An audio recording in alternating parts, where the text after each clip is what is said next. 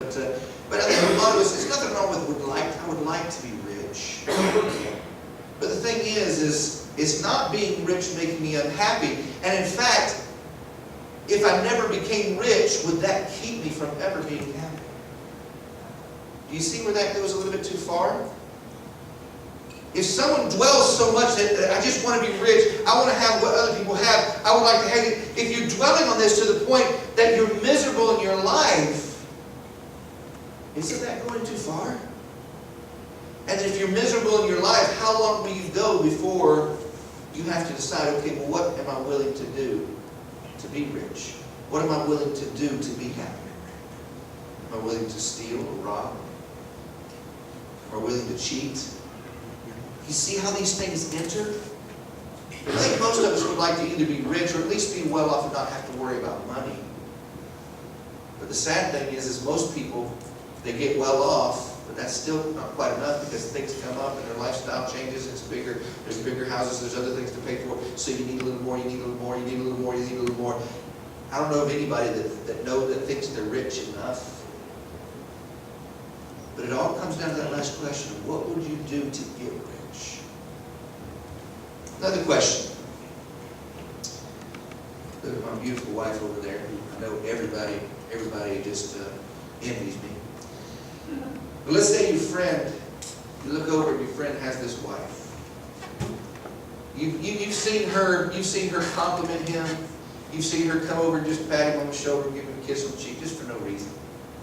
You've seen her, you've gone over there and watching a football game and here she comes with a glass of tea and some chips and just he never even asked for it. He says, thank you, God. Oh, she's the most loving thing in the world. She's the greatest thing in the world. She's beautiful. Oh, she's beautiful. She just looks at him with those adoring eyes, just respects him, appreciates what he does. I wonder, could this wife make me more happy than my wife? It's just a thought. I don't know. She seems to be almost a perfect wife. Would I be happier with her than I am with my wife? Could I even be happy? Could I even be happy in my own situation? Could I even be happy until I have somebody like her? Or could I even be happy until I have her? So what are you willing to do to get her? Do you see the process? Now, we're talking about this in a short amount of time. You think, what is he talking about? His mind's going crazy. But this is what people do over periods of time. We may be talking about months or even years, but over periods of time, they go home and they have arguments at home, or this goes on and that goes on, but then they keep going back to their buddy's house and he's got this wife and she just seems perfect. You know, he doesn't see what goes on when he's not there, but she just seems perfect and he just looks and he just wishes he had a wife like that, and it grows on and goes on until it becomes a wrong situation. And what would he do? Then enters what? Adultery? Then there's what? Lying and attempting to separate? Going home and attempting to get your own wife, putting her away? What is it? Because there's somebody better? You see, this is what coveting does. It starts out as just a simple one, but then it goes on to a place to where you find that you can't be happy unless you have this. And then the question comes, what am I going to do to get it? You see what coveting does over time. Question. Do you like to have a home like your friend has? Oh, I could never be happy. I could never be happy in a home like I live in. I have to be I need something like my family has, or like my friend has, or like this one has. You know, they have something good and I'm stuck with this and I'm never going to be happy because I can't have what they have. Then we get to the point, what would we be willing to do to have a life like our friend has? I've seen spouses leave their spouses for someone else who had more wealth, better things. I've seen that in my lifetime.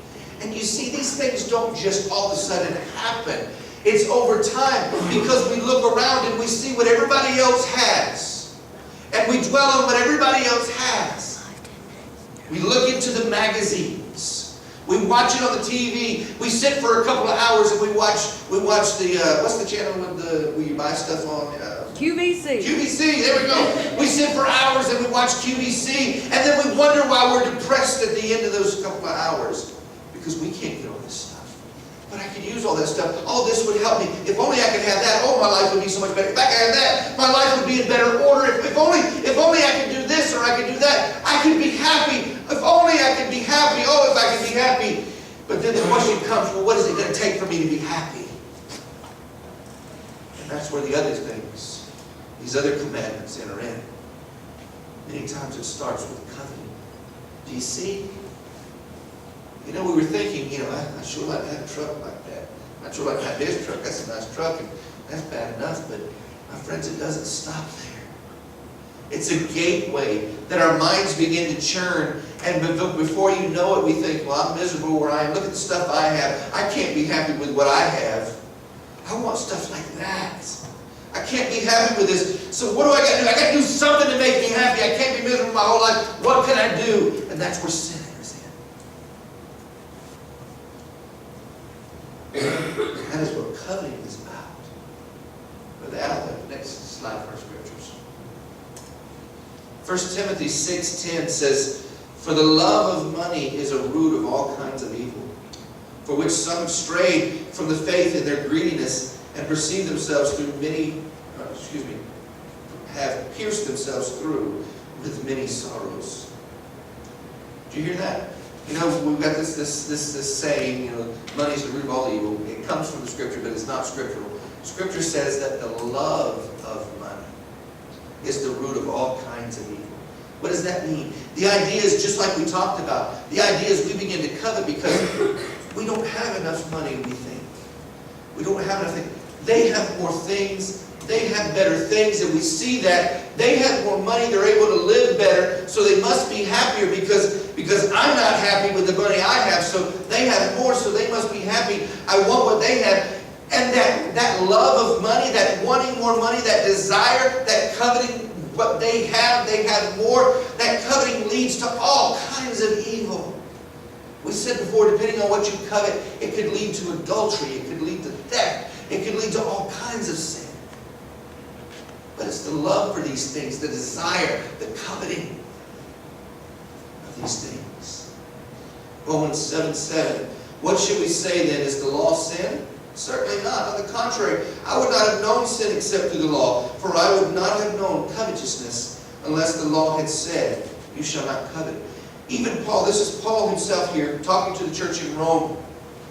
And Paul admits, before I even looked at this stuff, coveting was natural to me. It was a natural process. How many of us look through the magazines because we want to be like this or look like this or have this? How many of us watch the channels because we want to be like that? Or certain shows because we had a lifestyle like that. We do all kinds of things because we covet and we think, if only I could be like that, I could be happy. But anybody in here who watch soap operas, that ain't true. How many of them soap opera people, even though they got all the money in the world, got every relationship that they want to have, are they happy? No. How about your favorite star? Think of your favorite movie or some of your favorite movies. They have all the money in the world. They have the most beautiful wives and children and husbands and things. They have all of these things, and how many of them commit suicide? How many of them wind up in rehab miserable? But yet we don't see it that way.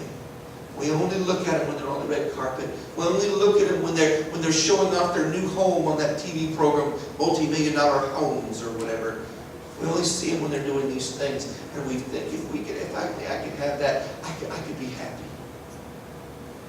But it's been proven that stuff doesn't make you happy. Stuff won't make you happy. The next scripture there, go down. Have you heard the parable of the rich fool? Then one from the crowd said to Jesus, "Teacher, tell my brother to divide his inheritance with me."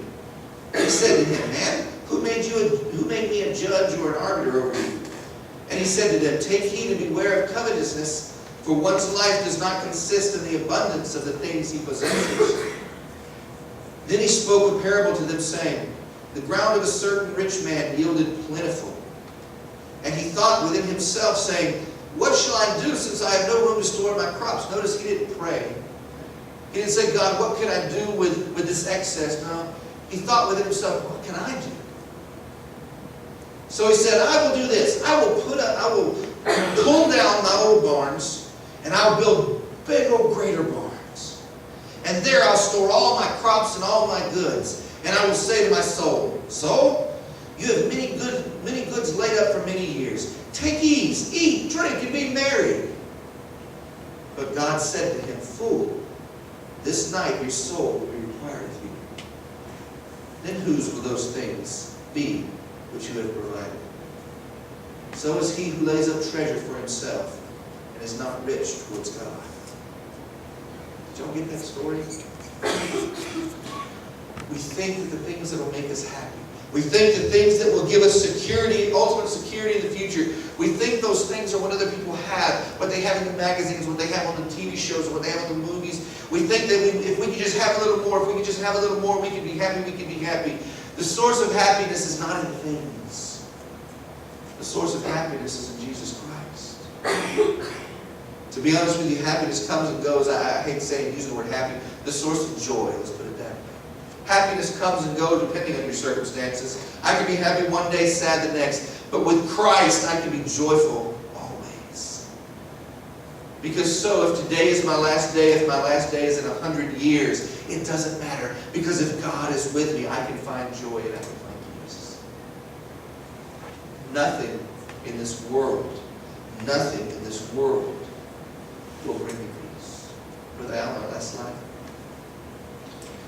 Our conclusion today, the Christian's life should focus on what he or she can give to others. Okay? Same message we had gave to the children in the children's sermon, right? The Christian's life should focus on what he or she can give to others rather than what they can garner for themselves. We spend our lives sometimes trying to accumulate. Now, there's scripture that says that we ought to try to do our best, try to grow so that we can leave things for our children. Isn't that desire of all of us? Don't we all want to leave something for our children, to help our children to better themselves, to move forward, to maybe not have as many struggles as we had in the early years? Maybe we all want to do that. But if things or acquiring of things become too strong in our life a desire, it leads to sin. As Christians, when we have excess, if God gives us a harvest one year that is above and beyond any harvest we've ever had before, maybe we need to think of selling the harvest and giving it to a particular place of need instead of storing it all up for ourselves. Maybe there's nothing wrong with having a larger house. There's nothing wrong with having a boat in the back, or having a nice RV. I'd love to have an RV one day and be able to travel like some of you do. It's just a neat thing to be able to just go and to meet new people and and things. It'd be a great thing. It's wonderful to have other things and to build. There's nothing wrong with those things at all. But my friends, what God is saying is, don't make the acquiring of these things the center of your life. There are more important things than those things. I'll be honest with you, I used to, when I was young, I could ride a kneeboard, and I rode on skis a few times and really enjoyed it. But to be honest with you, there are probably other things I could use money for a ski boat. There are other things I think I could probably use. And don't get me wrong, if you have enough for a ski boat and you give, that's wonderful too. But what I'm saying is that God's desire for us as Christians, right there, as Christians, our life should be focused on what we can give to others. Our life should be focused on providing for others. There's a great book called Radical. And in the book, he describes this idea of, God really doesn't give us money so that we can accumulate it for ourselves. The reason that God blesses us with money is because then we can take that money, and how many missionaries could we support who are reaching people with the gospel of Jesus Christ? How many children in these programs could we feed and educate and preach the gospel to in places where otherwise they would probably be dead by the time they were a teenager? How many places could we go and provide a well with clean water when they're walking 5 and 10, 15, 20 miles now every time they want water to get dirty, nasty water and bring it back to their villages? I mean, just there's 100 things that we can think of out there. Hundreds of things that we can think think of people that are suffering, people that are needing the gospel, people that are just needing a Bible. How many of you saw that Facebook video that time that showed the box, the underground church in China when they brought in a box of Chinese Bibles? Did you see those people? I mean, they were crying, they were weeping, they were kissing the Bible. Because they had a Bible. How many Bibles I got in that office? How many Bibles I got? You know, I'm just saying. When God says, "Do not covet," the inclination of what we should receive from that, what we should receive from that is just the opposite of what we should do. Is that we should desire to look and say, "Do I have more than I need? Can I help this one? Can I help that?" Is that not the heart of Christ? Is that not the heart of Christ? And that should be our hearts. If you would stand with me, if you're able. And we're going to take just a moment to bow our heads and just take a moment to reflect on what we've talked about. Are there times in your life that maybe you lie? Maybe it's not a direct lie. Maybe you just kind of scoot around the point. Maybe you just do little things hoping that someone will think this way or that way rather than what the truth is. Ask God to forgive you. And ask Him to show you those things in your life, an inclination towards lying or pushing untruth. Maybe we act a certain way because we refuse to accept the joy that God has given us because we think we don't have what other people have. God hasn't kept me as healthy as He's made other people. God hasn't given me the things He's given other people. There's all kinds of things we can say, but maybe we think we can't be happy because we don't have what we think we ought to have, what God should have given us. Speak to God and tell Him, God, just say, "God, I'm sorry for that. God, help me to be happy with what You've provided." Paul says in the Scriptures that he's learned to be content in all things. Paul, there were times that he was wealthy and had plenty. There were other times that he was destitute and beaten down in a deep, dark prison. But wherever he was content. Because God still gave him life, and then beyond that, He gave him eternity.